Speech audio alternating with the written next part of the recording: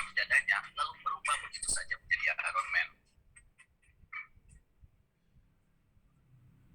Guys, perubahan teknologi di kostumnya Iron Man ini bisa menggambarkan perubahan teknologi di kehidupan nyata, bahwa teknologi terus mengecil dan berubah ke arah yang semakin portable. Ini adalah ENIAC, komputer pertama yang dibangun di Perang Dunia Kedua. Besarnya satu ruangan, dan pengoperasiannya sangat sulit, sangat tidak portable.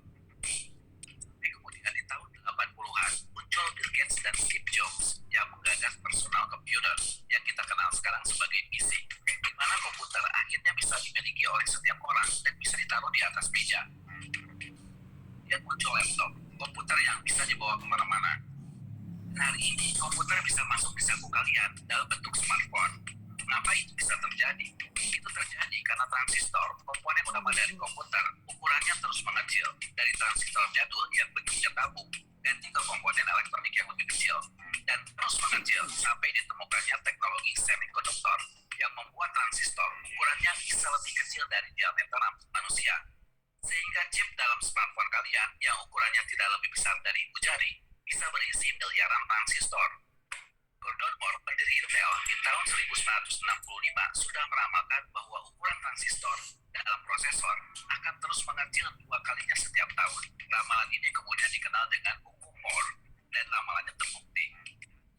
Transistor sudah mencapai 5 nanometer, hampir sekecil DNA manusia.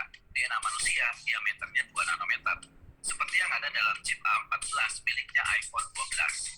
We're talking about a scale so small that the dimensions of these 5-nanometer transistors are measured in atoms. This means 11 billion transistors into A14. Guys, inilah salah satu bentuk nanoteknologi, teknologi berukuran nanometer. Lalu, apa hubungannya dengan kostum Iron Man yang bisa berubah-ubah? Nanti kalian akan tahu. Tapi yang perlu kalian catat, nanometer bukan sembarang ukuran. 1 nanometer adalah 1 meter dibagi 1 miliar. Membandingkan 1 meter dengan 1 nanometer, itu seperti membandingkan besarnya bumi dengan besarnya kelereng.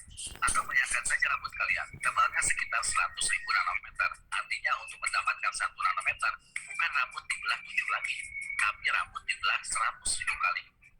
Inilah ukuran di mana kita sudah menyentuh dunia atom atau molekul. Pastinya sudah tidak mungkin dilihat lagi dengan mata telanjang. Kalian harus melihatnya menggunakan transmission electron microscopy atau yang sering kita sebut mikroskop elektron. Dots here is a carbon atom. Undoubtedly, you can molecules that indeed atoms out that level. Dalam skala atom atau molekul ini, banyak fenomena aneh terjadi. Para ilmuwan menyebutnya efek kuantum. Ya, kita pernah menyinggung beberapa kali soal fisika kuantum. Tapi singkatnya, dalam skala nanometer, semua material memiliki sifat yang berbeda dari yang kita temui sehari-hari karena terpengaruh oleh hukum dalam fisika kuantum. On quantum effect, materials reduced to nanosize can suddenly show very different properties than what they show on the microscope. Guys, kalian tahu mengapa cicak bisa merayap di dinding, kunang-kunang bisa bercahaya, bunglon bisa berubah-ubah warna? Itu karena mereka memiliki bagian tubuh yang unik dalam skala nanometer. Dalam ukuran ini, mereka bisa mengendalikan molekul-molekul di tubuhnya, seperti cicak, yang setiap jarinya memiliki miliaran bulu halus berukuran nanometer yang disebut spatula. Setiap bulunya ini berperilaku seperti magnet ketika bersentuhan dengan molekul dinding. Itu yang menyebabkan cicak bisa merayap di dinding. Intinya guys, dalam skala nanometer, banyak hal mustahil terjadi. Bahkan manusia sendiri tidak pernah ada yang sama dari sejak Nabi Adam karena dikendalikan sifatnya oleh ukuran nano yang kita sebut DNA. DNA manusia diameternya 2 nanometer, tapi bisa menyimpan informasi tentang fisik manusia dari ujung rambut sampai ujung kaki. The human genome has 2.9 billion base pairs in it. In principle, is a finite number of human beings, but that number is 4 to the power 2.9 billion. It's a very, very large number. So the chances of you walking down the street and meeting someone who is exactly like you is terribly high. Inilah yang membuat para ilmuwan terobsesi dengan dunia yang sangat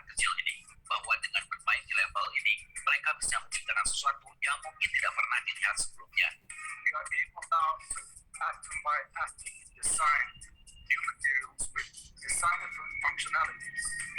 Manipulate their properties. Make them behave the way we want them to do.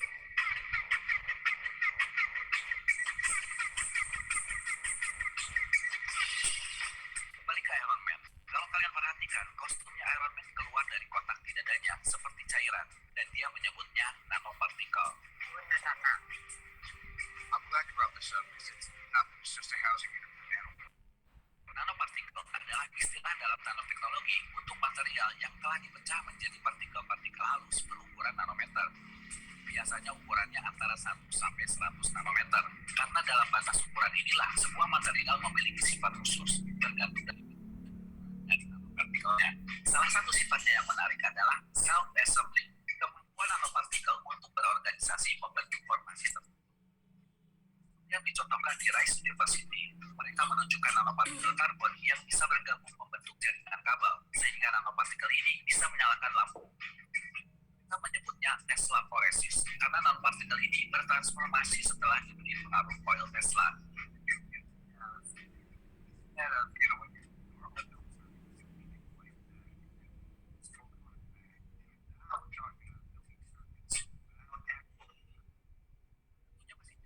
Seperti Iron Man, tapi pada prinsipnya sama. Kostum Iron Man bisa tersusun dengan sendirinya karena kemampuan self-assembly dari nanopartikel yang ada di dadanya. This also ties in just generally in nanotechnology. Self-assembly is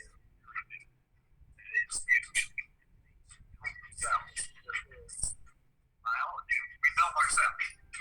Self-assembly sepertinya bukan hal yang aneh, karena pada dasarnya setiap molekul punya gerak ilmiah yang disebut Brownian motion. Molecules all move all the time. Like a single Brownian motion. Molecules are all jiggling about all the time. How do I control that?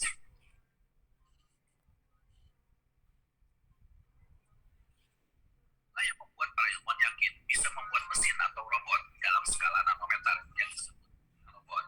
Nanobot pada dasarnya adalah susunan molekul yang didesain khusus memiliki seperti nanokar yang didesain oleh Rice University. Bentuknya memang mirip mobil, tapi pada dasarnya itu adalah susunan atom-atom hidrogen dan karbon yang keempat sisinya memiliki bentuk seperti ban yang bisa berputar. Here, and here, and here, and here will rotate like vital.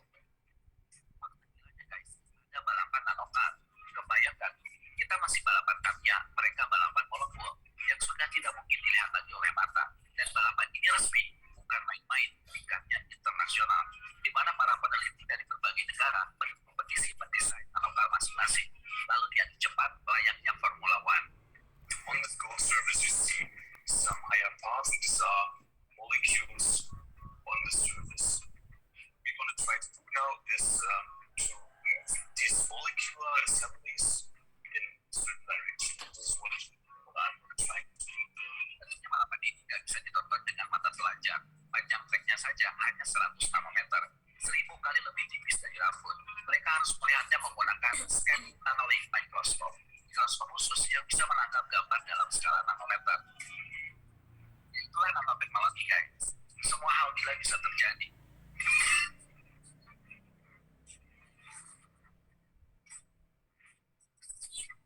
Where'd that come from? It's nanotech. You like it?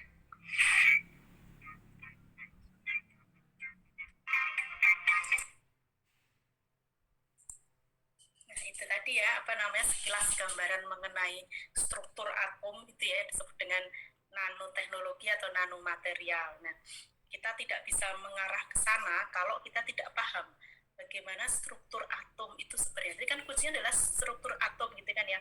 Struktur atom yang dimodifikasi, kemudian dipecah-pecah, diperkecil hingga sampai ke ukuran nano. Gitu. Jadi ukurannya itu sekitar 1, nanoteknologi itu kan 1 sampai 100 nano. Jadi ukuran itu mendekati ukuran atom dari semua zat padat gitu ya, karena ukuran atom itu kan sekitar 1 angstrom gitu. Jadi itu hanya terdiri dari beberapa atom saja. Nah, oke, sampai sini kita kembali ke, mungkin kemarin kalian sudah baca ya yang sudah saya share di Google Classroom materinya mengenai struktur kristal, gitu ya. Jadi struktur kristal dari suatu zat padat, gitu. Nah, ini. Nah, kita tahu bahwa di alam ini itu kan banyak sekali material-material, ya, banyak sekali unsur-unsur yang ada di alam, baik itu unsur logam, unsur non logam dan lain-lain. Itu dulu waktu SMA mungkin kalian pernah belajar gitu ya, apa namanya, ada unsur yang unsur logam, kemudian unsur non logam, kemudian terdiri dari zat zat ideal, gitu kan ya. Kemudian ada juga unsur-unsur yang sangat mudah dipengaruhi oleh magnet. Ini unsurnya hanya di sekitar sini nih. CrMnFenicuzN ini adalah unsur-unsur yang mudah ditarik oleh magnet. Kemudian ada juga unsur-unsur yang logam mulia, gitu kan, Au, Ag, Cu, kemudian ada Pt, ini kan ya platina. Ini kenapa dia disebut dengan logam mulia? Karena apa ya? Dia kan memang dia sangat kuat gitu loh, sangat kuat terhadap pengaruh lingkungan gitu. Jadi misalnya kalian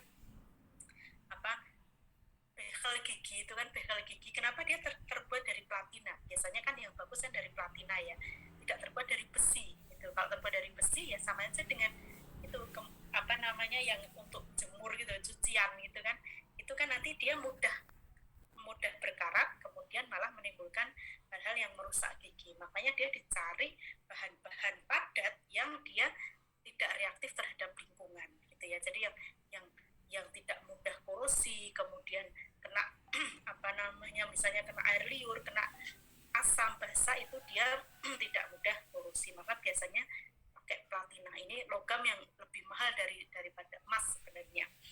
Jadi ini masing-masing elemen yang ada di bumi ini, dia kan pasti tersusun dari atom-atom, gitu kan? Nah, bagaimana susunan atomnya? Apakah sama susunan atomnya? Untuk misalnya kita punya gagang pintu, gitu, dengan misalnya panci yang ada di dapur, itu susunan atomnya sama atau tidak ya? Gitu kan? Kita bisa cek nanti, kita bisa lihat di mata kuliah ini, gitu. Kemudian kenapa kok besi itu dia bisa mudah dipengaruhi oleh magnet, gitu kan? Ini kan nanti juga bisa kita pelajari di mata kuliah ini.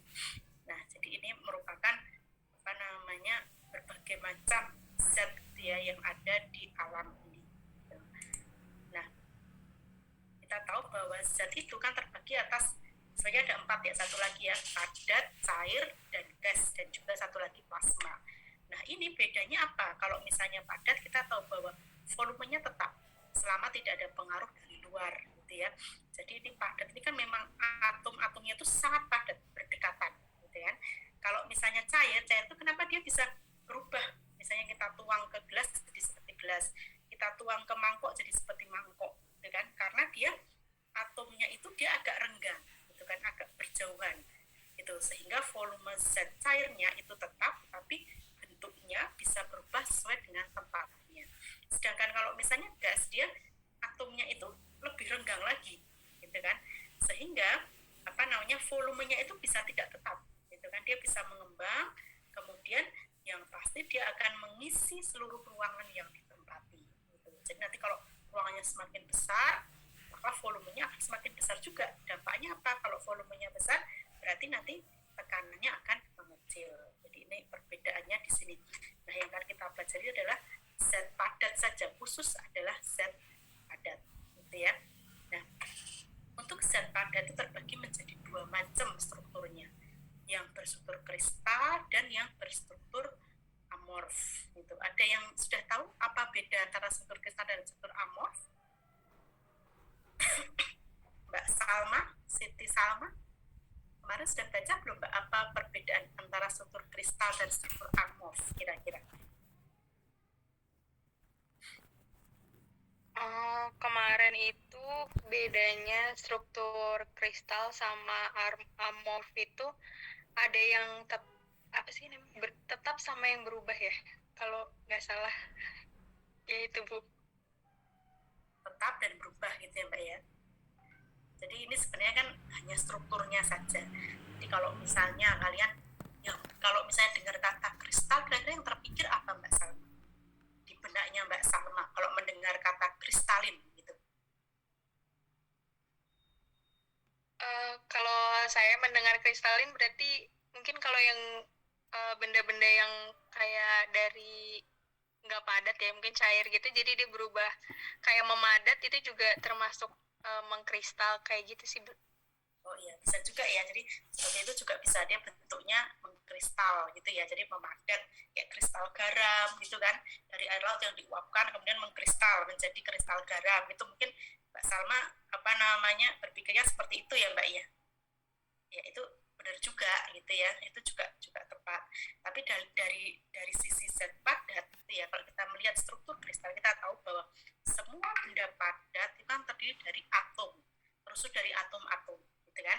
Kalau misalnya ada panci di dapur, itu tersusun dari atom-atom aluminium misalnya gitu. Cincin yang kita pakai itu berarti tersusun dari atom-atom AU, gitu, atom-atom emas gitu.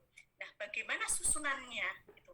Kalau dia susunannya teratur, maka ini disebut dengan susunan kristalin. Tapi kalau misalnya tidak teratur, berarti itu adalah struktur amorf. Jadi ini tergantung keteraturannya saja. Kalau misalnya kalian jalan-jalan ke mall gitu kan, kemudian melihat gelas kristal, kok harganya mahal ya gelas kristal ya, dibandingkan dengan gelas biasa, ukurannya sama, tapi kalau misalnya gelas kristal harganya 1 juta, gelas biasa mungkin cuma 50.000 atau 20.000. Nah bedanya di mana? Ternyata di situ strukturnya itu memang berbeda gitu. Kalau yang kristal itu susunan atomnya teratur, kalau yang amorf susunan kristalnya tidak teratur gitu ya. Seperti itu. Jadi kalau misalnya tadi saya bicara tentang gelas yang ada di mall gitu, itu sama-sama silikon oxide bahannya. Tetapi kalau gelas yang kristal dia susunannya teratur seperti ini. Jadi jarak antara atomnya sama, kemudian bentuknya sama gitu ya. Kemudian dia dalam jangka panjang itu dia sama bentuknya. Tetapi kalau amorf dia bentuknya seperti ini, tidak teratur. Ini adalah struktur yang amorf. Jadi gelas yang biasa kita pakai untuk minum itu bentuknya seperti ini. Tapi kalau gelas kristal itu bentuknya kristalnya seperti ini. Jadi memang ini perlu pengerjaan yang berbeda, itu perlu treatment yang berbeda pada gelas itu. Mungkin dipanaskan pada suhu tertentu, dalam waktu tertentu, sehingga nanti strukturnya menjadi kristal, punya sifat yang lebih bercahaya gitu ya, lebih berbeda lah nanti sifat optisnya. Nah, jadi dari strukturnya kalian paham ya, ini adalah struktur kristal, ini adalah struktur amorf. Kemudian apa itu definisinya? Jadi kristal itu adalah materi padat yang mempunyai susunan atom, molekul atau ion secara teratur pada seluruh ruang 3 dimensi. Jadi nggak hanya atom saja, bisa jadi dia molekul, bentuknya dalam bentuk molekul, seperti SiO2 itu kan molekul, silikon oxide. Kalau atom kan hanya Si saja atau O saja. Ya, jadi bisa atom, bisa molekul, bisa ion yang tersusun secara teratur pada ruang 3 dimensi gitu ya. Nah, contohnya apa? Misalnya kalau non logam itu es batu itu susunnya kristal. Kemudian ujung pensil karbon gitu ya. Itu juga kristal. Arm itu juga struktur kristal. Diamond apalagi ya, diamond itu sudah pasti dia mempunyai struktur kristal. Kemudian yang setiap orang punya di dapur, NaCl, garam, itu juga kristal, strukturnya kristal. Kemudian gula juga kristal. Nah, kalau yang logam itu memang sebagian susunannya adalah kristal. Tembaga, perak, aluminium, kemudian emas dan lain-lain itu strukturnya adalah struktur kristal. Jadi apa sih struktur kristal itu? Jadi susunan atom-atomnya ini dia teratur dalam 3 dimensi gitu ya. Nah, kalau dalam zat padat itu seperti ini gambarannya ya. Jadi kalau misalnya ini 2 dimensi, kemudian seperti ini. Kemudian kalau 3 dimensi adalah seperti ini. Jadi kalau kita bisa mengecil gitu ya, kemudian masuk dalam zat padat, kita akan melihat struktur kristal itu seperti ini. Makanya kenapa disebut dengan zat padat? Karena memang atom-atomnya itu tersusun dengan sangat padat gitu ya. Padat dan teratur. Nah, jadi keteratur itu didapat di dalam seluruh tubuh zat padat itu seperti ini. Nah, kemudian sifat kristal itu apa? Gitu ya. Kristal itu mempunyai titik leleh yang tinggi. kemudian mempunyai keteraturan posisi atomnya dalam jangka panjang, kemudian itu berubah atau sifat kristal itu bergantung arah orientasi kristal. Nanti akan saya jelaskan apa itu arah orientasi kristal.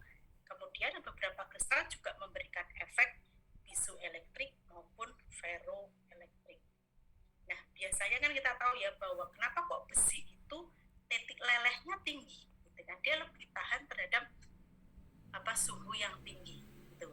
Jadi mungkin dia meleleh itu di suhu sekitar 1300-1500 itu besi itu baru meleleh, gitu kan? Lain halnya dengan misalnya plastik, gitu kan? Plastik atau kemudian kaca, gitu. Itu titik lelehnya dia lebih rendah. Karena apa? Karena strukturnya berbeda. Jadi kalau amorf itu memang titik lelehnya lebih rendah. Tapi kalau strukturnya kristal, dia akan mempunyai titik leleh yang lebih tinggi. Gitu ya. Jadi kalau misalnya sekarang kalau panci itu kenapa pakai aluminium? Karena dia titik lelehnya kan tinggi kan. Kemudian aluminium itu kan juga ringan, bahannya ringan, kemudian mudah untuk menghantarkan panas. Itu dipakai aluminium.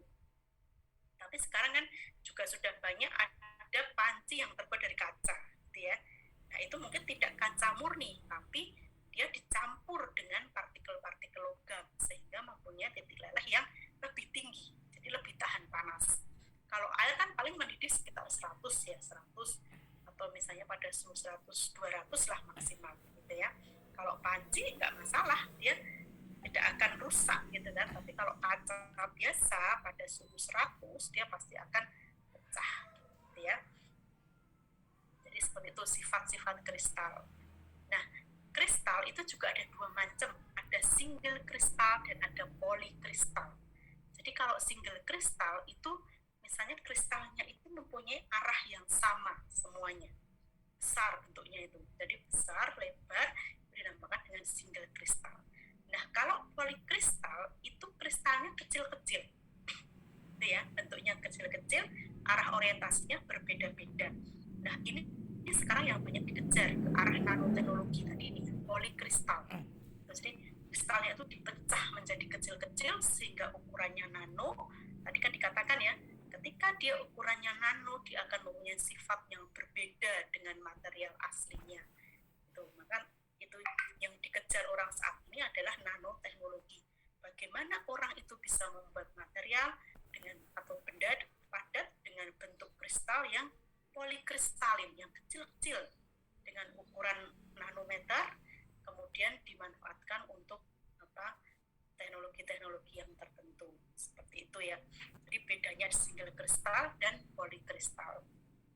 Kemudian ada lagi liquid kristal. Liquid kristal itu kan kristal, strukturnya kristal, tapi dia bentuknya cair, gitu kan. Yang banyak dipakai sekarang sebagai LCD itu kan liquid crystal display, gitu kan. Dia walaupun dia fasanya itu adalah cairan, itu tapi strukturnya itu struktur kristal. Dia tetap teratur, gitu ya. Berbeda dengan air. Kalau air biasa kan susunannya tidak teratur, dia amorfus, gitu kan. Tetapi kalau liquid kristal dia walaupun liquid tetapi dia strukturnya tetap kristal, gitu. Jadi ada kristal material, ada single kristal, polikristal, kemudian ada liquid kristal. Kemudian kalau amorf udah paham ya, amorf itu apa, kemudian gas itu apa. Nah, untuk strukturnya ada 4 level. Jadi yang pertama itu adalah atomic struktur. Jadi kalau level atom itu kurang dari 1 nano, ya kan? Kurang dari 1 nano.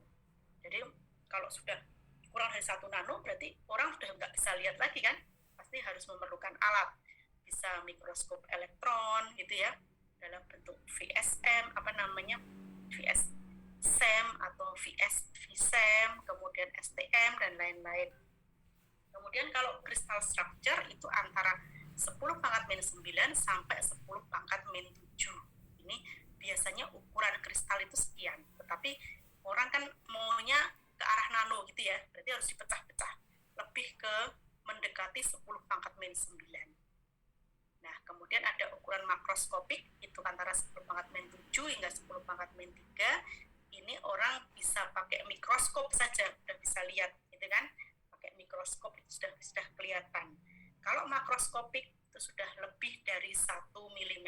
Itu dengan mata telanjang orang sudah bisa melihat. Jadi ini ukuran ya, level ukuran dari partikel-partikel zat padat. Ada atomic structure, kemudian crystal structure, microscopic structure, dan macroscopic structure. Jadi kalau misalnya nanti ada crystal structure, berarti ukurannya itu antara 10⁻⁹ hingga 10⁻⁷. Seperti itu ya. Jadi kalau sudah 10⁻⁷ ke atas, itu sudah mikroskopik. Nah, jadi gambarannya seperti ini kan. Ini adalah gas, kemudian di sini liquid, kemudian ini adalah amorphous. Tadi saya katakan di sini adalah bentuknya itu amorf, gitu ya. Kemudian yang D ini merupakan logam, merupakan kristal, gitu ya, bentuknya logam kristal. Nah, jadi tadi dikatakan ada polikristal. Polikristal seperti apa? Seperti ini. Jadi kristal tunggal yang ukurannya itu kecil-kecil, hampir mendekati 1 nano, maka disebut dengan kristal ukuran kecil seperti ini. Nah, kemudian kumpulannya itu membentuk benda padat. Nah, kalau misalnya seperti ini juga bisa juga, ini kalau kristal tunggal itu satu seperti ini loh, satu daerah ini. Jadi arahnya ini sama. Ini dinamakan dengan kristal tunggal. Tapi kalau misalnya sudah dipecah-pecah, ini misalnya ukurannya masing-masing 10 nano misalnya ya, ini sudah masuk ke nano material gitu ya, atau nano teknologi nanti untuk digunakan seperti itu. Ini merupakan polikristal. Jadi kalau itu bentuknya seperti ini strukturnya.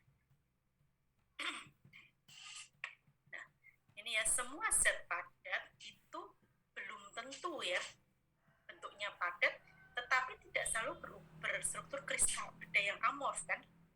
Nah, kalau misalnya dia strukturnya kristal, dia seperti ini kan, misalnya strukturnya seperti ini. Ini yang hitam-hitam ini adalah atom A, B, C. Ini adalah atom yang menyusun kristal. Kemudian A1 ini adalah jarak antar atomnya dari sini ke sini. Nih, di sini adalah jarak antar atomnya. Nah, kemudian kita bisa melakukan suatu translasi. Ini T ini adalah vektor translasi, bisa digeser gitu ya, seperti vektor biasa. Namanya adalah vektor translasi. Gitu. Nah, bentuknya kan macam-macam kan kalau kristal itu. Jadi tidak hanya atom saja, tapi bisa juga molekul atau ion. Misalnya quartz itu kan silikon oxide gitu ya. Dia bentuknya seperti ini. Ini jadi kaca itu kristalnya seperti ini. Kalau dia rapi, kemudian teratur, maka disebut struktur kristal. Nah, bisa juga misalnya kristal garam yang ada di rumah, yang ada di dapur, gitu kan. Nah, itu strukturnya kristal juga, jadi rapih dia.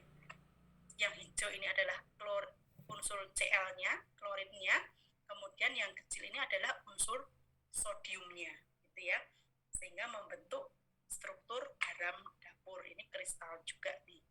Ini kalau yang hipertensi itu jangan banyak-banyak makan garam ya, karena esnya ini kan dia bisa mengikat air kan di tubuh gitu ya, di tubuh, kemudian meningkatkan tensi gitu ya. Tapi kalau masih muda-muda mah biasanya cuek-cuek aja ya, jajannya banyak garamnya. Nah, ada juga misalnya es yang ada di kulkas gitu kan. Ini kan tersusun dari oksigen dan hidrogen, H2O seperti ini. Jadi kalau misalnya dilihat dengan SEM, gitu ya, mikroskop elektron, itu dia memang strukturnya seperti ini. Kalau kalian pernah lihat film Frozen ya, kenapa simbolnya seperti ini? Ya ini memang gambar dari kristal air itu memang seperti ini. Gambarnya adalah seperti ini. Ada yang teratur, ada yang tidak, gitu ya. Kalian pernah dengar penelitian nggak, ada orang Jepang gitu ya, yang dia meneliti air yang dikasih doa dan air yang di-setelin musik rock, gitu kan? Pernah ya, mungkin kalian pernah dengar seperti itu. Ternyata struktur kristalnya itu berbeda, gitu kan? Agak berbeda, gitu. Nah, jadi mungkin ini bisa menjelaskan kenapa kok orang zaman dulu, mungkin sampai sekarang ada yang masih seperti itu ya. Kalau misalnya sakit itu kan minta air yang didoakan, gitu kan? Doakan Pak Ustadz atau siapa, kemudian diminum, gitu kan? Nah ini mungkin berdasarkan penelitian orang Jepang ini berpengaruh di situ. Karena strukturnya ternyata bisa berubah gitu. Ketika air itu dikasih musik rock dengan dikasih doa, dia mempunyai struktur yang berbeda. Nanti ketika kita minum mungkin akan memberikan efek yang berbeda untuk tubuh kita gitu. Jadi ya percaya nggak percaya gitu ya. Jadi kenapa kok orang kalau misalnya pergi haji atau umroh bawa air zam-zam gitu kan. Air zam-zam itu kan sumurnya aja di bawah masjid gitu kan. Setiap hari orang zikir, berdoa di situ gitu kan. Jadi secara struktur mungkin dia memang berbeda gitu ya. Jadi kalau misalnya bisa juga dia bisa menjadi obat tertentu gitu ya untuk manusia gitu. Nah, jadi struktur kristalnya seperti ini adalah struktur es gitu. Nah, sekarang kalau amorf itu apa? Itu yang ion penyusunnya itu tidak teratur. Intinya itulah. Jadi tidak membentuk pola yang tetap gitu. Dia tidak membentuk pola yang tetap. Ini keteraturannya hanya beberapa atom atau molekul saja untuk material yang amorf. Nah, seperti ini. Misalnya apa? Misalnya plastik, kemudian gelas atau plexiglass ya. Tapi apakah amorf ini dia susurannya tidak teratur kemudian tidak bisa digunakan? Ternyata bisa juga digunakan tergantung nanti untuk apa. Misalnya untuk sel surya, transistor, ini justru memerlukan material-material yang sifatnya adalah amorfus gitu. Seperti plastik, plexiglass dan lain-lain. Nah, ini kalau kita lihat sekilas gitu ya, misalnya besi yang ada di toko besi atau emas gitu kan, atau misalnya seng, itu kan sama-sama zat padat gitu ya. Kalau Mbak Rini kira-kira apakah besi, emas, dan seng ini memiliki struktur kristal yang sama, Mbak Rini? Kalau menurut Mbak Rini seperti apa?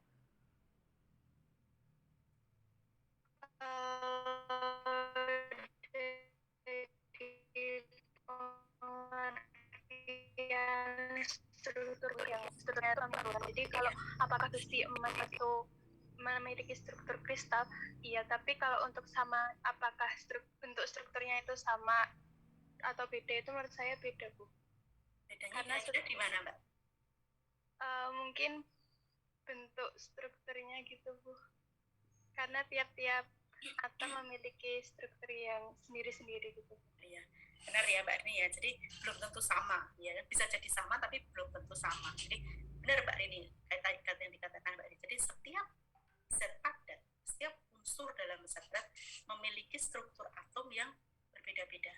Ada yang sama, tapi pasti nanti ada bedanya. Karena apa? Karena masing-masing atom kan beratnya berbeda. Beratnya atom besi dengan beratnya atom emas, dengan atom Zn itu kan berbeda-beda. Walaupun nanti tersusun sama seperti ini misalnya, dia akan mempunyai berat yang berbeda. Ya. Nah, sekarang apa itu struktur atom? Kita kembali ke sini. Jadi intinya begini, struktur atom terdiri dari kisi dan basis. Kisi itu seperti apa sih? Kisi itu kan seperti kerangkanya, gitu loh. Kerangkanya itu disebut dengan kisi atau lattice, dan atom yang mengisi kerangka itu disebut dengan basis. Gitu. Jadi ini kisinya itu seperti ini basisnya. Jadi ketika basis ini mengisi setiap celah yang ada di dalam kisi, maka ini akan membentuk struktur kristal. Ini kisi, ini basis, gitu ya. Ini struktur kristal. Itu kalau 2 dimensi. Kalau 3 dimensi seperti ini. Ini adalah kisinya. Kemudian yang hijau ini atomnya. Atomnya ini namanya basis. Ketika dia menempati setiap titik yang ada di dalam lattice-nya, ini membentuk suatu struktur kristal. Nah, struktur kristal yang paling kecil satuannya itu disebut dengan unit cell.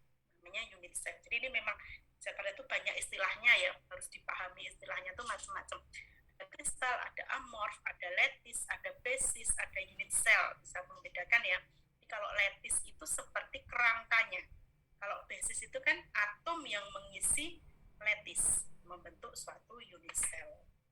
Nah, unit cell itu besarnya, nanti bedanya dengan unit cell yang lain ditentukan oleh konstanta kisi namanya, atau lattice parameter, itu namanya konstanta kisi.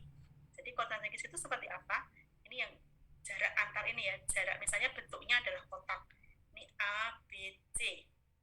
Kemudian ada sudutnya, sudut antara A dan B sudut gamma, antara B dan C sudut alfa, antara C dan A sudut beta. Nah, besarnya A, B, C, alfa, beta, gamma inilah nanti yang disebut dengan lattice parameter. Jadi setiap zat padat mempunyai konstanta gizi yang berbeda-beda. A, B, C, alfa, beta, gamma itu nanti berbeda-beda, gitu ya. Nah, seperti ini. Jadi sel satuan atau unit sel itu komponen terkecil dari kristal. Nah, kalau dirangkai nanti dia akan membentuk kristal secara keseluruhan. Seperti ini. Jadi bentuknya macam-macam. Bisa yang kotak seperti ini, atau jajaran genjang seperti ini, dan lain-lain. Nah, kemudian sel satuan itu disebut dengan unit sel primitif dan unit sel yang non-primitif. Bedanya apa? Kalau primitif itu hanya mempunyai satu titik isi. Kalau non-primitif lebih dari satu titik isi. Tuh, jadi kalau misalnya ini kita lihat ini yang kuning ini kelihatan ya ini ya. ini kan bentuknya jajaran genjang. Ini kalau dihitung ini hanya satu atom.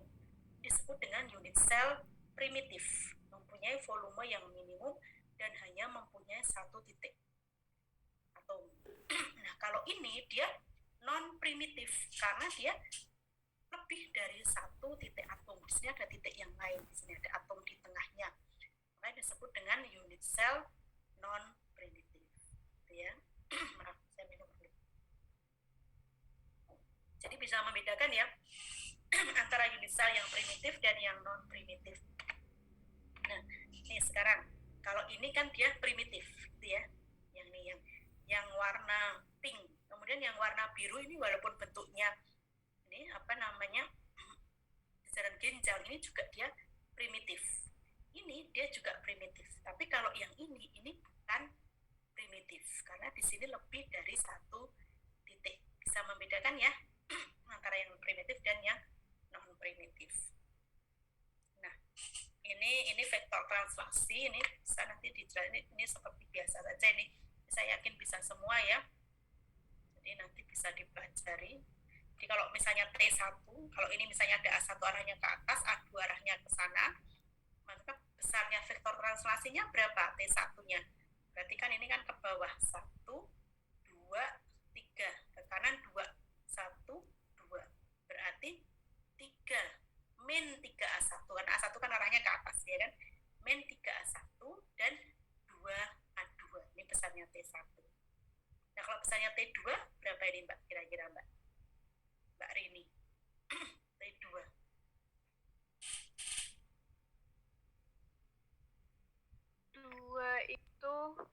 itu menunjuk yang di tengah-tengah sini.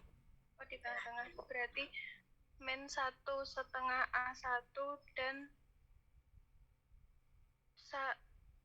2 A2 gitu ya. Jadi apa namanya untuk mencari vektor translasi itu bisa ya, biasalah kayak vektor biasa.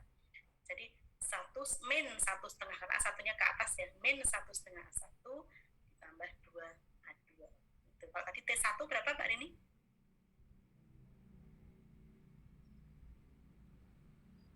min 3A1 dan 2A2. Ya, 3A1 dan 2A2. Gitu ya. Seperti itu. Itu untuk vektor translasi. Nah, sekarang unit sel kalau untuk 2 dimensi itu ada 5 macam saja. 5 macam. Yang pertama ini adalah square atau bujur sangkar, kemudian rektangular, ini ya persegi panjang, kemudian oblik atau jajaran genjang, kemudian ini center rektangular dan heksagonal. Jadi hanya ada 5 ini unit sel yang dia 2 dimensi. Gitu. Jadi kalau square pastilah ini kan A sama dengan B. Ini A, ini B-nya ya. A sama dengan B, sudutnya 90 derajat. Kalau dia persegi panjang, A tidak sama dengan B. Sudutnya tetap tegak lurus 90 derajat. Kalau oblik, dia A tidak sama dengan B, ya kan? Tapi sudutnya juga tidak sama dengan 90. Ini sudutnya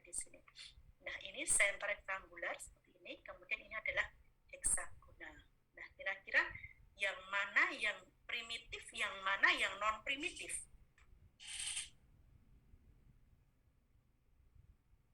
Yang mana? Yang primitif, yang square, Bu. Square, apalagi? Yang rectangular. Yang rektangular, terus? oblik. Oblik, ya benar Mbak Rania, benar ya, ini square, rectangular, dan oblik itu yang primitif. Kalau yang center, rectangular, dan heksagonal ini adalah non primitif gitu ya, karena nanti kalau di jumlah atom yang ada di dalamnya itu tidak satu, biasanya lebih dari satu. Apalagi heksagonal ini kan seperti struktur lebah gitu ya, rumah lebah itu kan strukturnya adalah heksagonal, dia struktur yang terbukti paling kuat sebenarnya, paling kuat dan memiliki volume yang terbesar, dia bisa mengisi volume yang terbesar. Karena itu kan sunatullah gitu ya, kenapa kok lebah itu selalu membuat sarangnya bentuknya heksagonal. Setelah diteliti, oh ternyata itu bisa menampung lebah madu yang paling banyak di situ. Pinter juga gitu ya ternyata dia itu ya, dari zaman dulu udah tahu bentuknya itu, kenapa kok nggak kotak-kotak saja gitu membuat sarang lebah itu. Dia dari segi kekuatannya itu juga ternyata bangunan dengan bentuk heksagonal itu kekuatannya juga yang lebih kuat, itu yang paling kuat itu memang heksagonal seperti ini. Jadi ini unit sel 2 dimensi gitu ya. Nah sekarang kita mau menghitung berapa jumlah atom yang ada di dalam satu sel satuan atau satu unit sel. Jadi misalnya kita tahu bujur sangkar seperti ini. Jadi kan satu atom di pojok ini kan dipakai 4 ya kan, bisa yang ke kanan, ke kiri, ke atas, ke bawah. Ini kan 1, 2, 3, 4. Maka kalau misalnya kita tinjau satu unit sel yang kotak di sini, ini yang masuk sini kan hanya 1/4 ya kan, masuknya 1/4, yang di sini juga 1/4, ke sini 1/4, ke sini 1/4.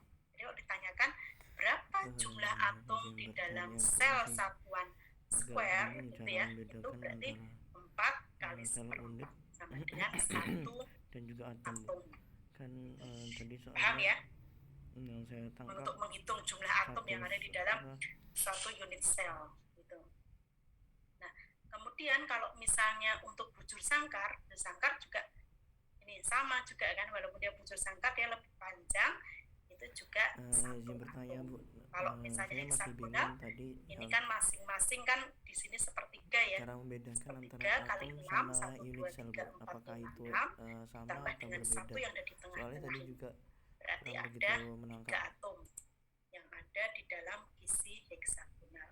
Kalau persegi panjang berapa? Segi panjang, kalau ini kan 1/4, 1/4, 1/4, 1/4. Ini berarti 1 ditambah ini kan setengah ya, setengah kali 2. Jadi ini 1, 2. Sebenarnya titiknya ada 2 atom di dalam isi persegi panjang. Oke. Paham semua ya untuk menghitung jumlah atom yang ada di dalam satu unit sel. Ini 2 dimensi ya, 2 dimensi. Nah, sekarang atom itu kan tidak hanya 2 dimensi, tapi 3 dimensi, gitu kan? Nah, ini juga bisa nanti. Nah, kalau untuk 3 dimensi, itu ada 7 sistem kristal yang ada di bumi ini. Jadi, benda apapun, benda padat apapun yang ada di alam ini, itu hanya masuk ke 7 sistem kristal. Dia mau masuk ke yang mana? Ada yang kubik, tetragonal, heksagonal, trigonal, ortorhombik, monoklinik, dan triklinik. Ini, jadi nanti bentuknya seperti ini. Jadi yang A, B, C, alfa, beta, gamma sudah saya jelaskan ya. Ini menjelaskan mengenai parameter gizinya. Jadi bedanya di mana? Nah, di sini kan, kalau misalnya fluoride, ini kan kubik. Kalau kubik itu kan A sama dengan B sama dengan C. Sudutnya alfa, beta, gamma 90 tegak lurus. Tapi kalau tetragonal, dia A sama dengan B, tapi tidak sama dengan C. Alfa, beta, gammanya tetap juga 90. Misalnya adalah rutil. Kemudian ortorhombik, itu A tidak sama dengan B, tidak sama dengan C.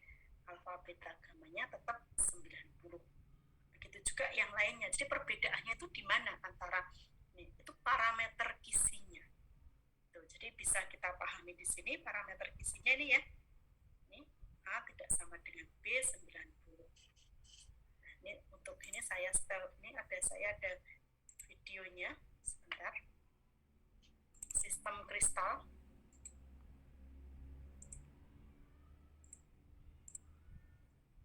Nah, ini membayangkannya agak susah ya. Saya ini seperti ini. Kalau kubik seperti ini ya. Jadi bentuknya itu kubik. Ini sisinya sama. A sama dengan B sama dengan C. Kemudian alfa sama dengan beta sama dengan gamma. Ini tetragonal. A sama dengan B tapi tidak sama dengan C. Sudutnya alfa beta gamma 90. Gambarannya seperti ini untuk tetragonal. Kemudian ortorombik seperti ini. A tidak sama dengan B, tidak sama dengan C, tetapi masih tegak lurus semuanya. Kemudian trigonal, gambarannya seperti ini. A sama dengan B sama dengan C. Alfa beta gamma tidak sama dengan 90. Kemudian monoklinik seperti ini. A tidak sama dengan B, tidak sama dengan C. Alfa sama dengan gamma sama dengan 90. Ini heksagonal. Alfa sama dengan beta sama dengan 90, tapi gammanya 120. Nah, ini yang terakhir adalah triklinik. Yang paling A tidak sama dengan B, tidak sama dengan C, alfa tidak sama dengan beta, tidak sama dengan gamma, tidak sama dengan 90. Jadi bisa ya membayangkannya ya. Sudah paham seperti itu untuk 7 sistem kristal.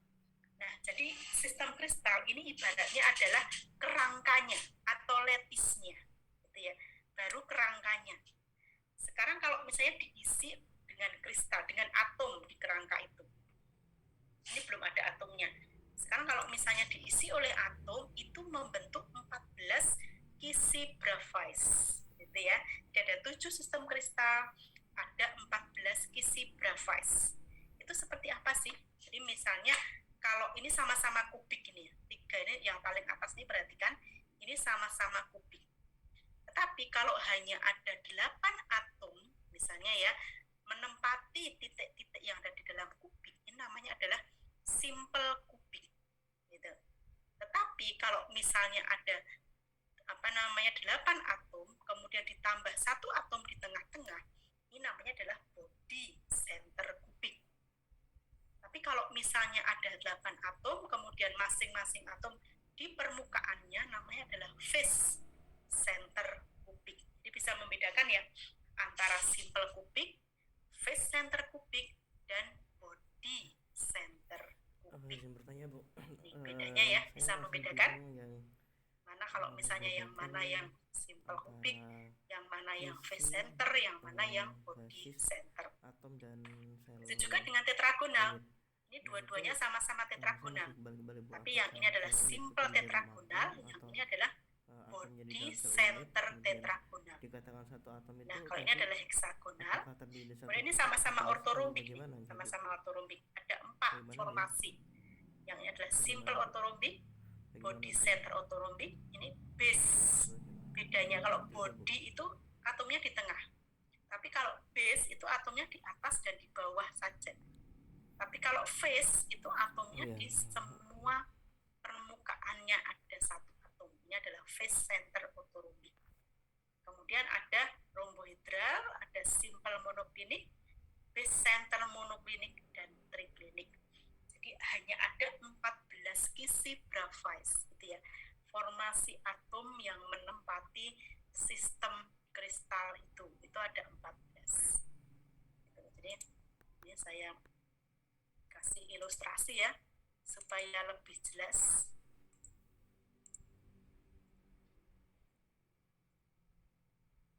Ini untuk kisi graphite-nya 14 kisi graphite.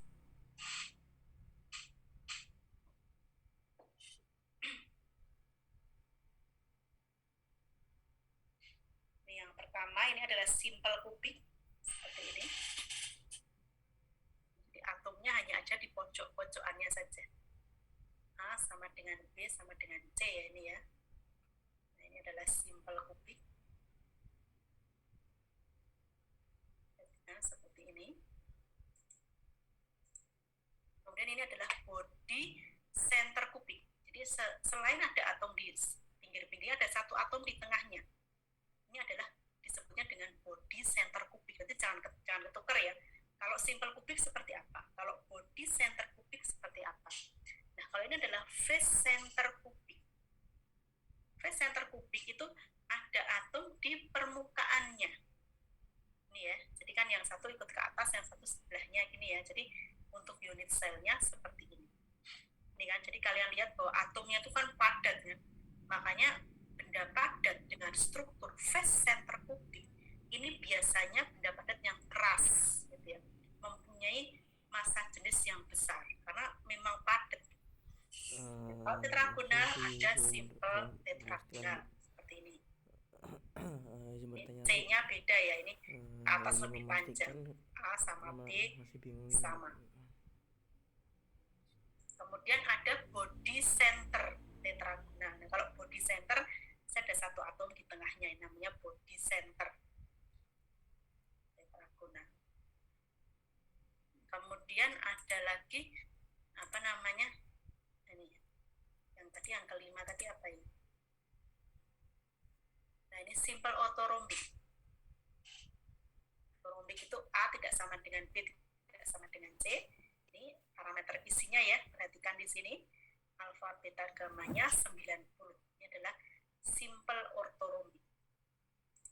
Kemudian yang ketujuh base. Nah, bedanya base dengan body center, paham ya kalian ya? Kalau body center kan satu atomnya di tengah. Kalau base itu atomnya di atas dan di bawah.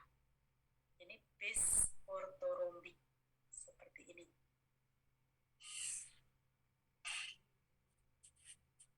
Kemudian ada body center. Nah, ini body center orthorhombic. Ini berarti ada atom, satu atom di tengah seperti ini. Nah, ini body center orthorhombic. Kemudian phase center orthorhombic.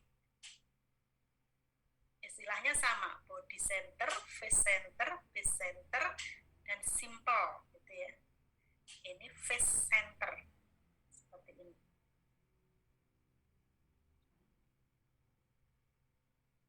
Kemudian simple trigonal seperti ini.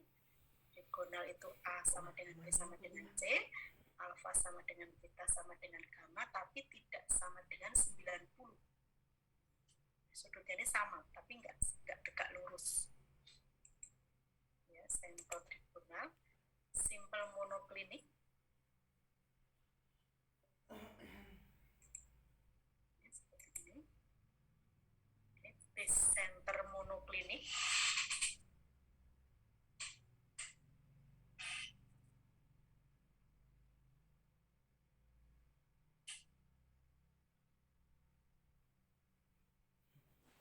Kemudian ini base center monoklinik, simple hexagonal.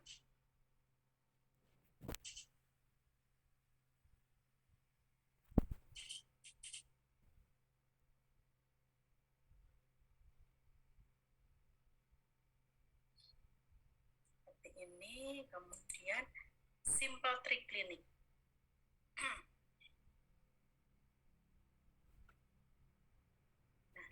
Jadi paham ya kalian ya, ada 14 isi graphite. Ini untuk struktur kristal 3 dimensi. Jadi ada istilah 7 sistem kristal, kemudian 14 isi graphite. Dan bisa membedakan mana yang body center kubik, mana yang base center tetragonal, misalnya seperti apa. Sudah nggak usah diapa, tapi yang penting kalian paham dan bisa membedakan saja. Oh, ini bedanya di mana gitu ya, karena ternyata kan setiap benda itu strukturnya berbeda-beda, setiap zat padat itu. Ini sudah paham ya? Kita kembali ke sini. Nah, ini tadi sudah paham sampai di sini, sampai ke 14 kisi graphite. Ini struktur kristal yang 3 dimensi. Kalau yang 2 dimensi tadi ada berapa? Unit selnya yang 2 dimensi Mbak Rania, berapa Mbak Rania masih ingat? yang dua dimensi. 2 dimensi. Tadi ada 5, ya kan Mbak? 5. Yang tadi yang square, oblique, Oh ya, rektangular, itu tadi yang 2 dimensi. Kalau yang 3 dimensi ada 14. Gitu ya. Jadi ada 14 untuk kristal yang 2 dimensi, 3 dimensi itu ada 14. Jadi perbedaannya di mana sudah bisa membayangkan ya. Oh, kayak gini tuh. Kalau simple kubik itu seperti apa? Kalau face center kubik itu seperti apa? Gitu ya. Nah, ini seperti ini. Jadi ternyata tadi kita bisa menjawab. Tadi kan saya tanya kan, apakah aluminium, seng, dan emas itu memiliki struktur yang sama, gitu kan? Ternyata memang berbeda, gitu kan? Tadi Mbak Rini menjawab bisa sama Bu, bisa juga berbeda, gitu kan? Ternyata kita lihat bahwa aluminium ini struktur kristalnya apa sih? Dia FCC, face center kubik. Kalau misalnya tadi emas itu juga FCC, oh ternyata sama, gitu ya. Kemudian tadi aluminium apa aluminium FCC? Kalau seng itu ternyata HCP, gitu. Hexagonal prospek. Kalau perak itu juga FCC. Kalau misalnya apa namanya besi itu ternyata adalah BCC. Tentu dengan radius atom yang berbeda-beda. Ini jari-jari atomnya. Itu misalnya untuk emas itu 0,1442 nanometer. Kemudian kalau misalnya untuk perak itu kan 1,44 nanometer, jadi cuma selisihnya dikit ya. Nanti bisa kalian bayangkan bahwa nanomaterial, nanoteknologi itu bentuknya hanya sekian atom, gitu kan? Ya kan? Jadi kan 10 atom, mungkin 10 atom dia dirangkai gitu kan menjadi satu kristal dengan ukuran nanometer, dengan ukuran nanometer.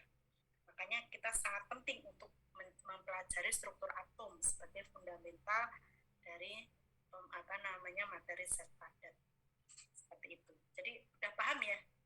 Ini perbedaan antara struktur FCC itu seperti apa, BCC itu seperti apa. Nah, ini kita bisa lihat bahwa semua unsur yang ada di alam ini, di dalam sistem periodik unsur, ini memiliki struktur atom tertentu.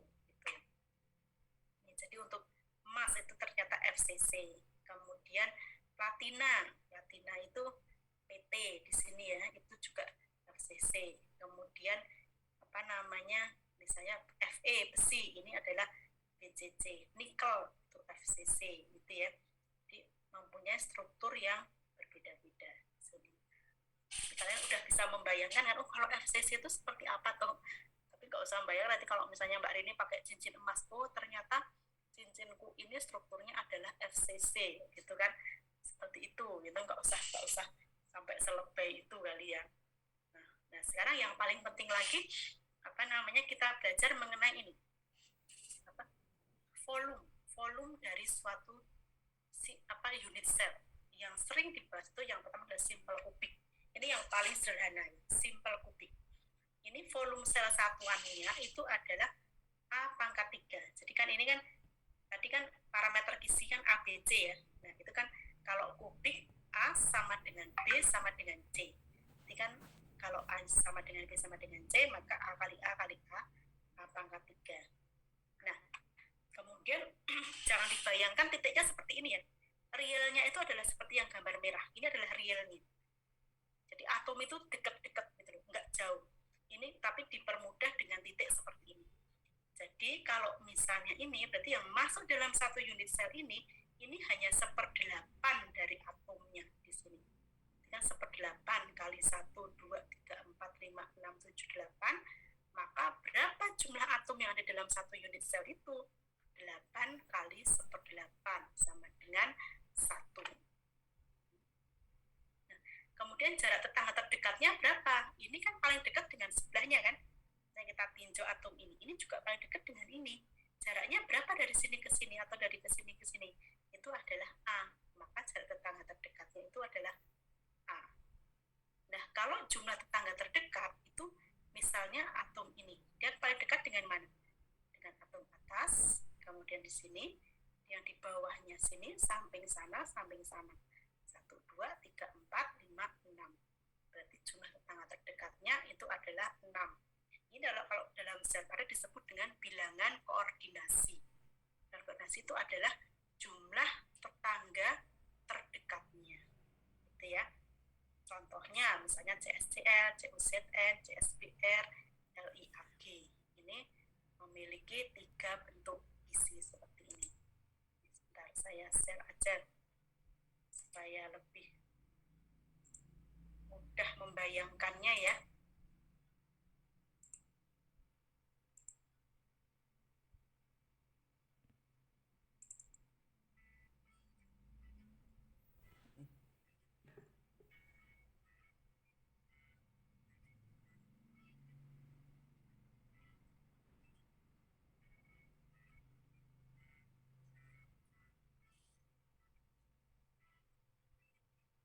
Nah, untuk simpel kubik.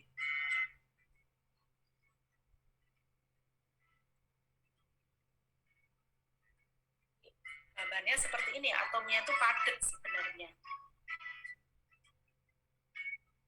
1 unit selnya seperti itu.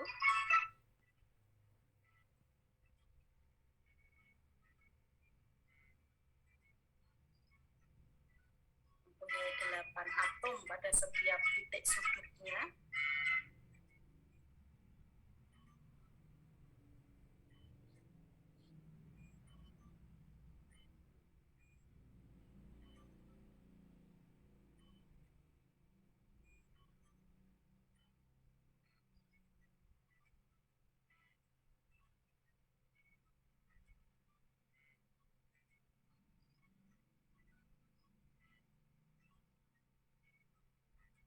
Bilangan koordinasi itu apa? Itu adalah tetangga terdekat, jumlah tetangga terdekatnya, di mana berikatan langsung dengan atom tersebut. Nah, jadi kalau misalnya yang ini kan yang paling dekat adalah 1, 2, 3, 4, 5, 6. Atas bawah, kanan kiri, ya kan, depan belakang.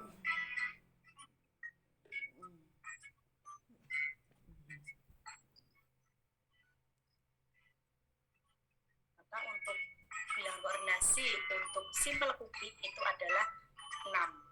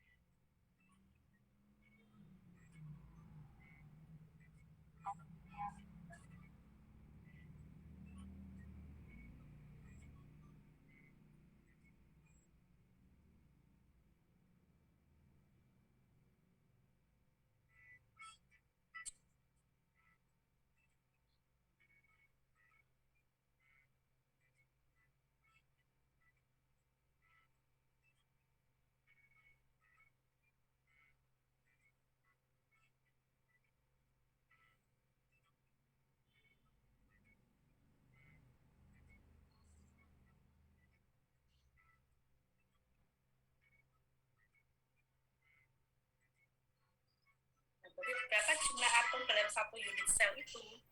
Kan 1/8 dikali 8 sama dengan 1.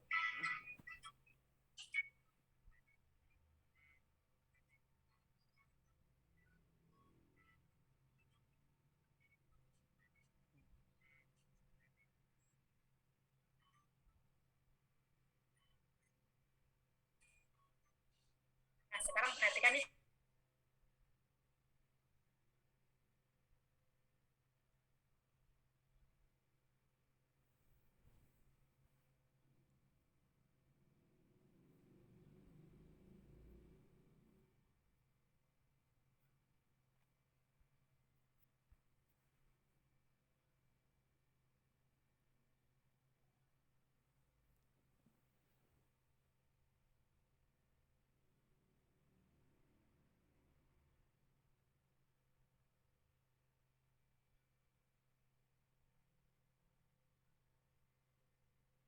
Tadi aku juga bilang sebenarnya atom sih. Kesempatan untuk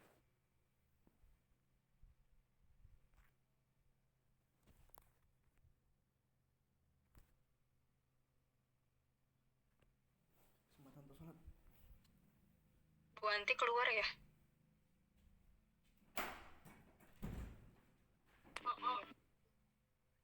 Mati lampu rumahnya.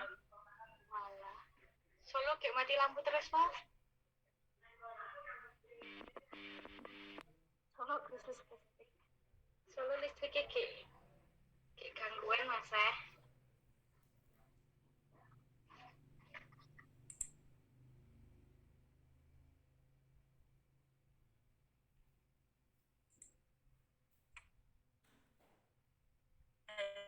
Bisa dengar suara saya, Mbak? Maaf ini mati lampu jadi wifi-nya mati. Dengar enggak? Dengaran ya? Dengar, Bu. Terdengar, Bu. Maaf ya, ini terpaksa saya nggak nyalakan video di sini. Jadi tadi kan sudah kita bahas mengenai yang simple kubik ya. Nah, sekarang kalau misalnya untuk yang apa namanya body center kubik, kira-kira bisa menghitung nggak berapa volume unit selnya, kemudian berapa titik kisi per sel atau jumlah atom di dalam satu unit sel, kemudian jarak tetangga terdekatnya berapa, jumlah tetangga terdekatnya berapa. Untuk yang face center, body dulu deh, body center kubik. Coba bisa nggak kalian apa namanya menghitung?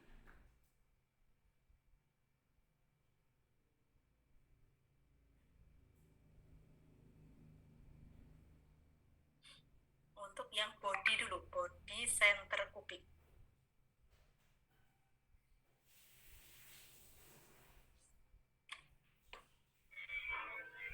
Izin menjawab, Bu. Ya, Mas Rozin, silahkan. Mungkin untuk titik kisi per selnya itu kalau body berarti 8 kali 1/8 ditambah 1 berarti 2, Bu. Iya, benar. Nah, kemudian jarak terdekatnya? Jarak apanya, Bu? Mohon maaf. Jarak tetangga terdekat. Jarak tetangga terdekat belum paham, Bu. Paham ya, jumlah tetangga terdekatnya? Berarti 8 seluruh titiknya, Bu. 8 ya, ya benar ya, 8. Nah, sekarang coba kita perhatikan ini untuk yang body center kubik.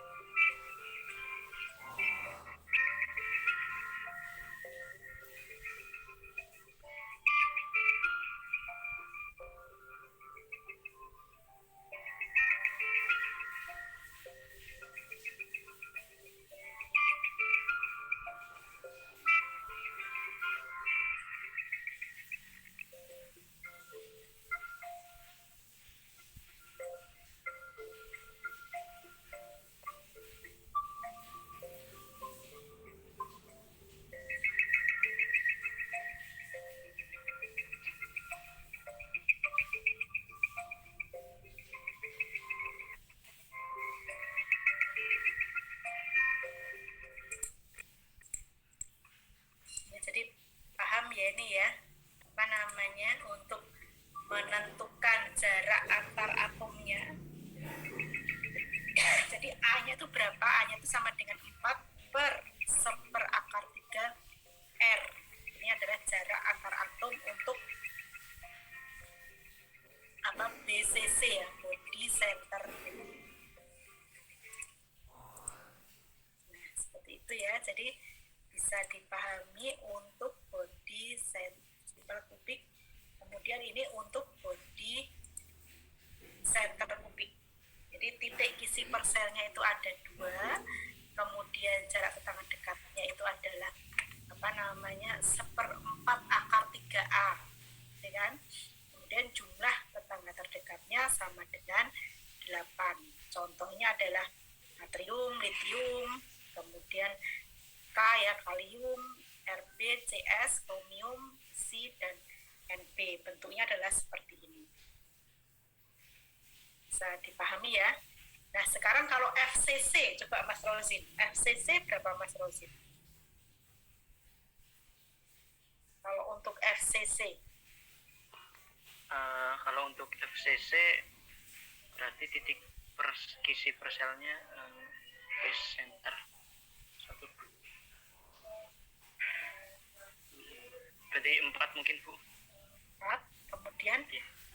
jarak tetangga terdekatnya bisa membayangkan nggak Mas Rosin? Berapa? Kalau 8 ditambah 4 berarti 12, benar tidak Bu? 12 ya, benar ya. 12 ya untuk FCC. Seperti itu ya. Jadi Mas Rosin pinter ini membayangkannya nih. Ini zat itu sebenarnya gampang-gampang susah ya. Materinya sebenarnya nggak terlalu susah, tapi hanya perlu dibayangkan gitu loh. Oh, seperti ini ya titik peta atomnya di mana, ininya ada berapa gitu kan. Sekarang kita simak untuk yang FCC.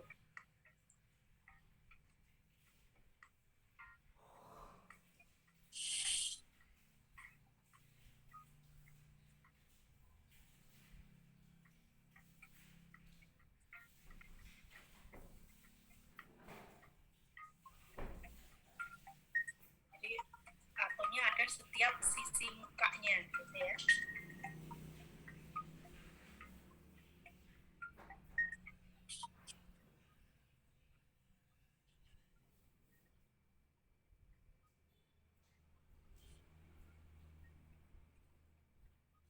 Nah, ini untuk menentukan bilangan koordinasinya, tetangga terdekatnya.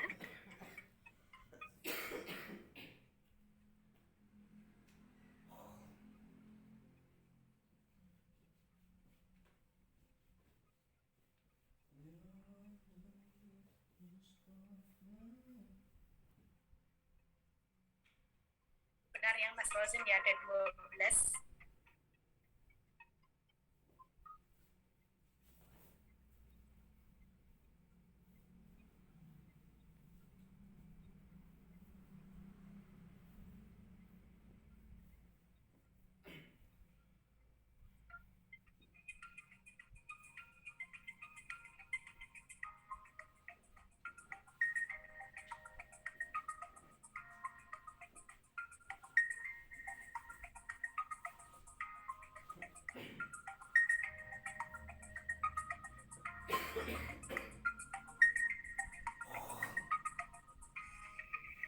Jadi benar Mas Rosin tadi ya, jumlah atomnya ada 4.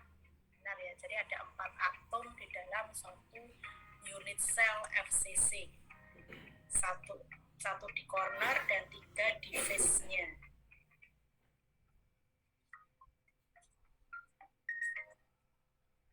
Bagaimana cara mencari jarak antar atomnya?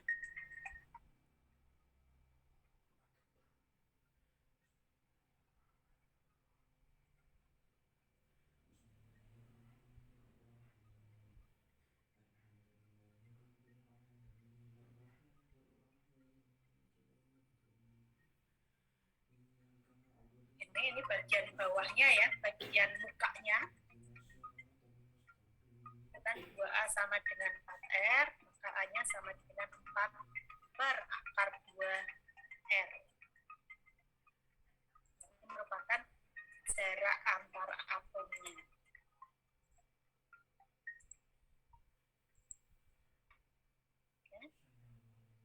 jarak antar sama ada A sama dengan 2 per akar 2R.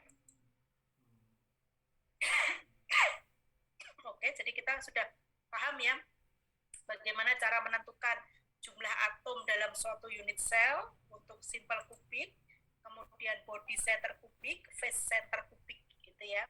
Kemudian bagaimana cara mencari bilangan koordinasi atau jumlah tetangga terdekatnya. Kemudian bagaimana cara mencari jarak antar atomnya atau parameter isinya. Atau A-nya itu berapa. Gitu ya.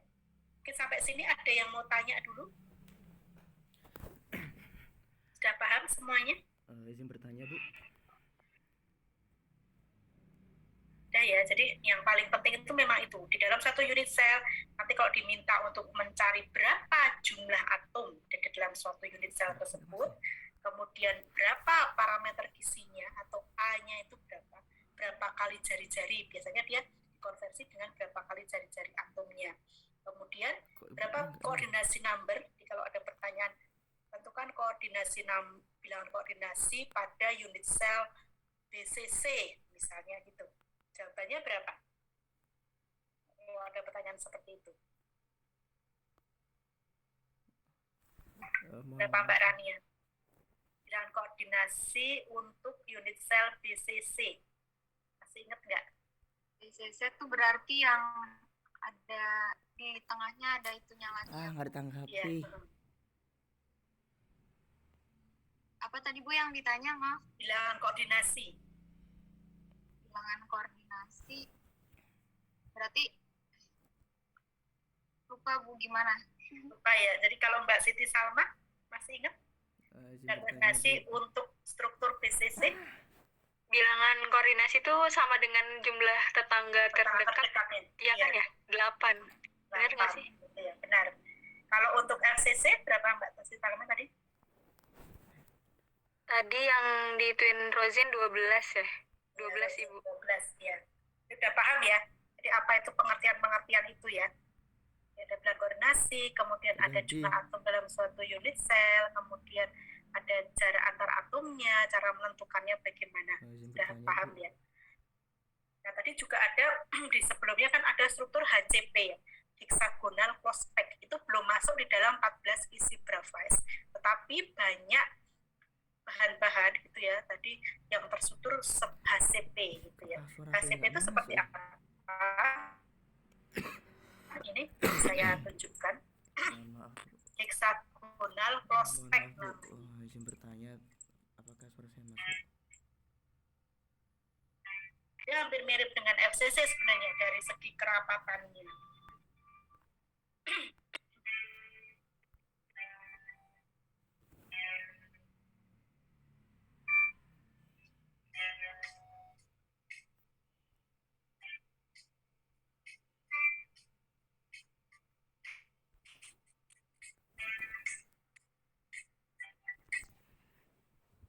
Jadi atas bawahnya itu heksagonal.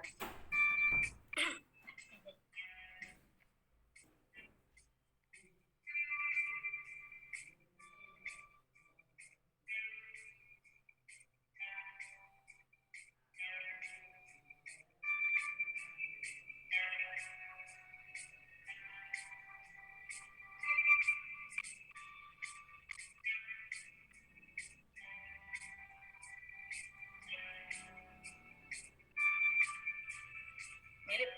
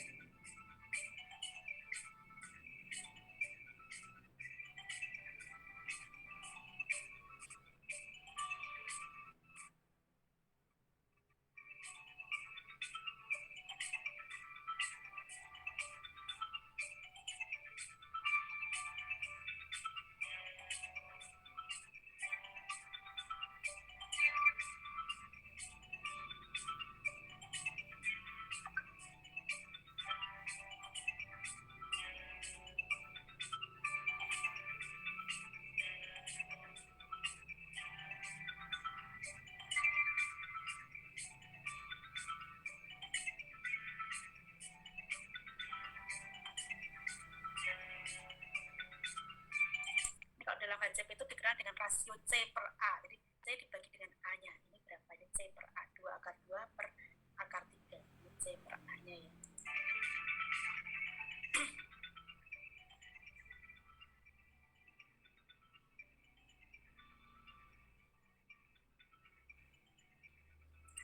Atomnya kita bahas minggu depan deh, itu atomic packing faktornya.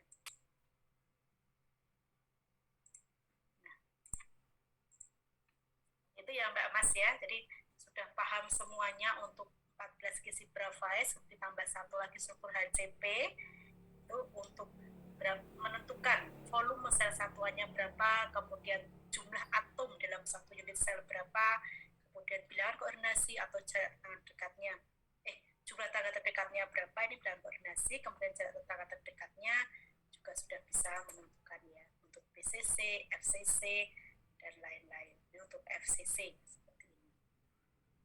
Nah, kemudian kalau HCP tadi itu kan sebenarnya kan seperti heksagonal saja, tapi yang bagian tengah layer B-nya itu agak bergeser sedikit ini. Jadi struktur HCP seperti ini.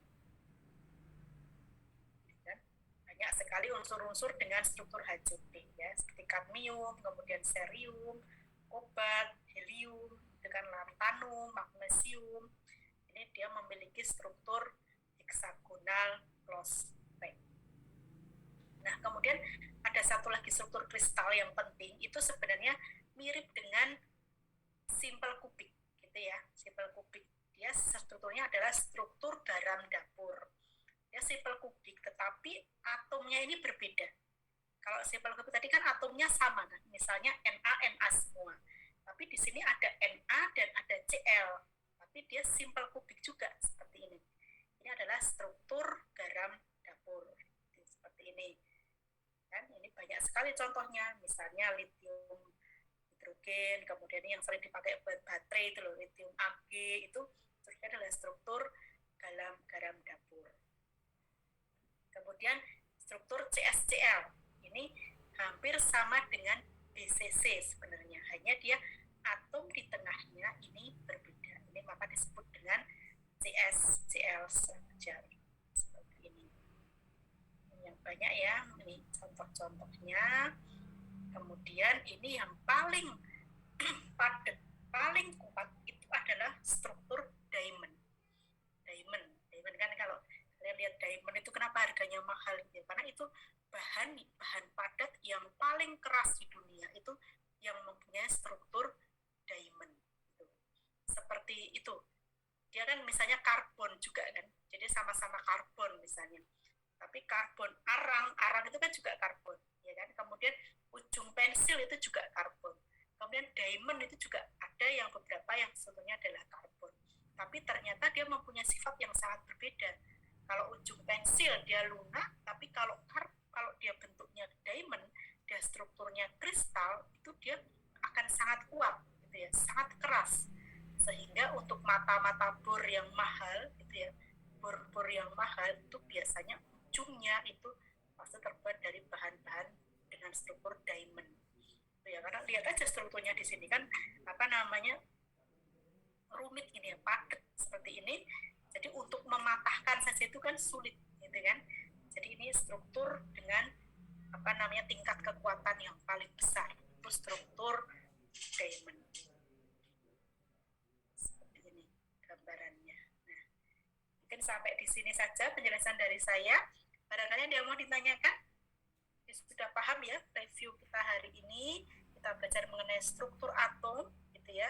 Kita belajar mengenai perbedaan struktur yang kristal dan struktur amorf, bedanya apa. Kemudian kita belajar mengenai unit sel yang 2 dimensi dan yang 3 dimensi. Untuk unit sel 3 dimensi kita kenal istilah 7 sistem kristal, ya kan? Kemudian 14 gizi Bravais, dan masing-masing ada simple kubik, BCC body center kubik, phase center kubik, hexagonal close-pack, dan lain-lain. Kemudian kita kenal juga struktur garam dapur, struktur NaCl, kemudian struktur CSCl, dan yang terakhir adalah struktur diamond. Jadi inilah struktur-struktur atom yang ada di dalam zat padat di alam ini. memiliki struktur seperti itu. Jadi sudah bisa kalian bayangkan kan bahwa setiap zat padat memiliki struktur yang sendiri-sendiri gitu ya, berbeda-beda. Walaupun sama-sama FCC misalnya, dengan pasti akan mempunyai perbedaan-perbedaan tertentu. Misalnya aluminium dengan emas sama-sama FCC, tetapi kan berat atomnya berbeda, jari-jari atomnya berbeda, ya kan? Sehingga nanti volume atomnya juga berbeda, volume unit selnya berbeda. Seperti itu. Ini yang sangat mempengaruhi nanti ke massa jenisnya, gitu kan? Dan sifat-sifat fisis yang lain, seperti sifat listrik, kemudian sifat termal, dan lain-lain itu sangat dipengaruhi oleh strukturnya. Gitu. Oke, sampai di sini ada pertanyaan, Mbak Mas? Izin bertanya, Bu. Ya, Mas Viko, silahkan. Kalau bedanya basis sama atom sendiri apa ya, Bu ya? Bedanya apa, Mas? Yang basis sama yang atom. Basis sama atom. Basis sama atom. Basis itu adalah yang mengisi lattice. Ya, tadi saya ulangi di sini ya, Mas ya. Bentar, di sini ya. Mana tadi ya? Nah. Ini kita kembali ke depan. Nah, ini loh, Mas. Ini. Jadi kan unit sel itu atau struktur kristal itu kan dari lattice dan basis. Ini ya. Basis itu apa? Basis itu adalah apa? Bisa atom, bisa molekul, bisa ion yang mengisi lattice ini, Mas. Ya, jadi ketika ini misalnya satu atom dia mengisi lattice, maka ini membentuk suatu unit sel. Jadi bedanya di situ ya. Jadi basis itu tuh bisa atom, bisa berupa ion, bisa berupa apa namanya molekul gitu. Kalau misalnya gambarannya seperti ini tadi ya, bentar. Nah seperti ini kan berarti kan molekul ya kan, ini kan di sini kan molekul air, ini satu molekul air, dia mengisi lattice-nya itu adalah heksagonal, ini kan berarti kan heksagonal kan, tetapi ini dia bukan satu atom, tapi ada 3 atom. Satu atom H dan 2 atom O ya kan, dua atom H dan 1 atom O, H2O. Ini kan berarti H2O. Ini kan berarti kan satu molekul ya kan, molekul H2O. Ini disebut juga dengan basis. Basis yang mengisi lattice itu. Paham ya, Mas Viko? Oh iya, Bu, paham, Bu. Ada lagi mungkin yang mau ditanyakan? Ini cukup, Bu. Oke, ya. Oke, kalau cukup nanti saya share materi mengenai indeks Miller, silakan dipelajari. Kita akan bahas minggu depan ya, nanti untuk materi indeks Miller. Oke, kalau tidak ada pertanyaan, cukup sekian dulu dari saya ya. Mohon maaf bila banyak kekurangan, nanti silahkan dipelajari dulu, dipahami dulu ini materinya. Karena mungkin ini hal yang baru ya buat kalian ya. Hal yang baru sebenarnya nggak terlalu susah, hanya perlu pemahaman gitu ya. Pemahaman, oh bentuknya seperti ini dan perlu membayangkan, oh kalau 3 dimensinya seperti ini. Gitu. Tapi ini fundamental, sangat fundamental untuk mempelajari zat padat dan juga nanti material science gitu. Ya, cukup sekian dari saya, mohon maaf jika banyak kekurangan. Saya akhiri sekian dulu kuliah hari ini. Assalamualaikum warahmatullahi wabarakatuh. Waalaikumsalam. Waalaikumsalam warahmatullahi wabarakatuh. Terima kasih Bu. Absen di OCW-nya ya, OCW. Ya, Bu. Baik, Bu. Saya end meeting saja ya. Ya, Bu.